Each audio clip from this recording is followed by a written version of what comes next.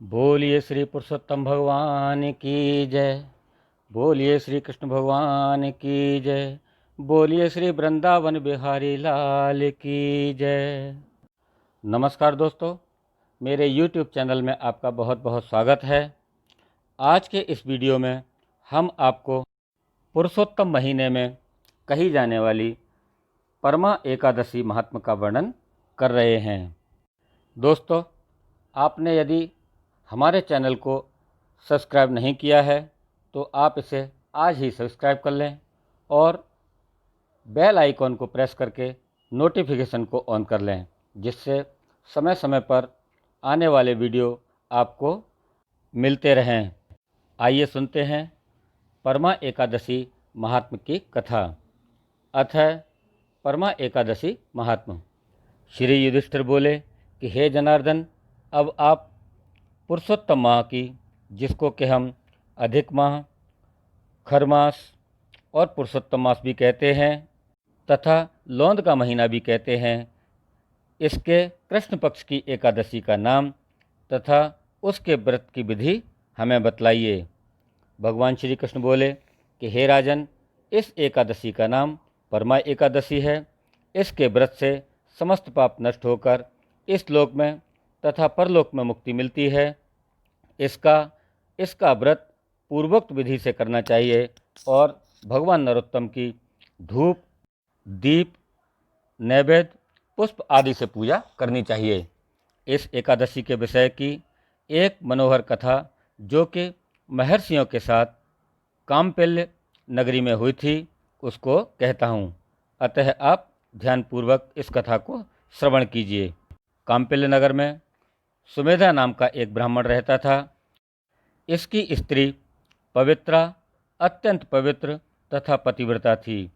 वह किसी पूर्व जन्म के कारण अत्यंत दरिद्र थी। उसे भिक्षा मांगने पर भी भिक्षा नहीं मिलती थी। वह सदैव वस्त्रों से रहित होते हुए भी अपने पति की सेवा करती रहती थी। वह अतिथि को अन्न देकर स्वयं भूखी रहती थी और पति से कभी किसी वस्तु की नहीं कहती थी। जब सुमेधा ने अपनी स्त्री को अत्यंत दुर्बल देखा तो वह बोला कि हे प्रिय, जब मैं धनवानों से धन मांगता हूँ तो वह कुछ मुझे देते नहीं हैं। गृहस्थी केवल धन से चलती है, अब मैं क्या करूँ? इसलिए यदि तुम्हारी राय हो तो मैं परदेश जाकर उद्यम करूँ, कुछ कार्य करूँ। इस पर उसकी स्त्री विनीत भाव से बोली कि पति अच्छा या बुरा जो कुछ भी कहे, पत्नी को वही करना चाहिए। पूर्व जन्म में जो मनुष्य विद्या और भूमि दान करते हैं, उन्हें ही इस जन्म में विद्या और भूमि मिलती है। यदि कोई मनुष्य दान नहीं करता है तो भगवान उसे केवल अन्न ही देते हैं। मैं आपका वियोग नहीं सह सकती। पति रहित स्त्री की संसार में माता पिता, भ्राता, ससुर तथा सभी सगे संबंधी आदि निंदा करते हैं। इसलिए आपको इसी स्थान पर रहना चाहिए। एक समय कौंडिन्य मुनि उस जगह पर आए। उनको आते हुए देखकर सुमेधा सहित स्त्री ने उनको प्रणाम किया और बोले कि हम आज धन्य हैं, आज हमारा जीवन आपके दर्शन से सफल हुआ। उन्होंने उनको आसन दिया तथा भोजन दिया। भोजन देने के पश्चात वह पवित्रा बोली कि हे मुनि, आप मुझे दरिद्रता का नाश करने का कोई उपाय बतलाइए। मैंने अपने पति को परदेश में धन कमाने से जाने को रोका है। मेरे भाग्य से आप आ गए हैं। मुझे पूर्ण निश्चय है कि अब आप मेरी दरिद्रता शीघ्र ही दूर करेंगे। अतः आप हमारी दरिद्रता नष्ट करने के लिए किसी व्रत को बतलाइए। इस पर कौंडिन्य मुनि बोले कि मल मास की कृष्ण पक्ष की परमा एकादशी के व्रत से समस्त पाप, दुख और दरिद्रता आदि नष्ट हो जाते हैं। जो मनुष्य इसका व्रत करता है वह धनवान हो जाता है। इस व्रत में नाच गाना आदि सहित रात्रि जागरण करना चाहिए। कुबेर को महादेव जी ने इसी व्रत के करने से धनाधिपति बना दिया। इसी व्रत के प्रभाव से सत्यवादी हरिश्चंद्र को पुत्र, स्त्री और राज्य प्राप्त हुआ। उस मुनि ने उसको एकादशी के व्रत की समस्त विधि कह सुनाई। वह मुनि फिर बोले कि ब्रह्मा जी, पंचरात्रि व्रत इससे भी अधिक उत्तम है। परमा एकादशी के दिन प्रातःकाल नित्य कर्म से निवृत्त होकर विधि पूर्वक पंचरात्रि व्रत आरंभ करना चाहिए। जो मनुष्य 5 दिन तक निर्जल व्रत करते हैं वे अपने माता पिता और स्त्री सहित स्वर्गलोक को जाते हैं। जो 5 दिन तक संध्या को भोजन कराते हैं वे स्वर्ग को जाते हैं।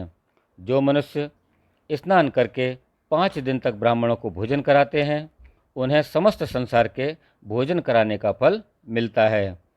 इस व्रत में जो घोड़े का दान करते हैं उन्हें तीनों लोक दान करने का फल मिलता है।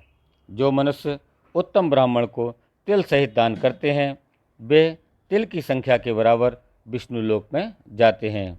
जो 5 दिन तक ब्रह्मचर्य पूर्वक रहते हैं वे देवांगनाओं के साथ स्वर्ग में भोग करते हैं। अतः हे पवित्रे, तुम अपने पति के साथ इसी व्रत को करो, उससे तुम्हें सिद्धि प्राप्त होगी और अंत में स्वर्ग को जाओगी। कौंडिन्य मुनि के कहे अनुसार उन्होंने परमा एकादशी का 5 दिन तक व्रत किया। व्रत समाप्त होने पर उन्होंने देखा कि राजकुमार उसके सामने खड़े हैं। राजकुमार ने एक उत्तम गृह जो कि सब वस्तुओं से सजा हुआ था रहने के लिए दे दिया। राजकुमार उसको 1 ग्राम अर्थात 1 गांव देकर वे अपने महल को चले गए। दोनों इस व्रत के प्रभाव से इस लोक में अनंत सुख भोगकर अंत में स्वर्गलोक को गए।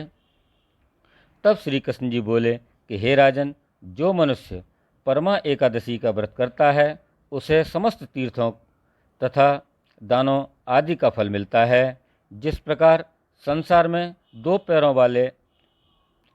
वालों में ब्राह्मण, 4 पैरों वालों में गऊ, देवताओं में इंद्रराज श्रेष्ठ हैं, ठीक उसी प्रकार महीनों में अधिक मास अर्थात लौंद का महीना उत्तम है।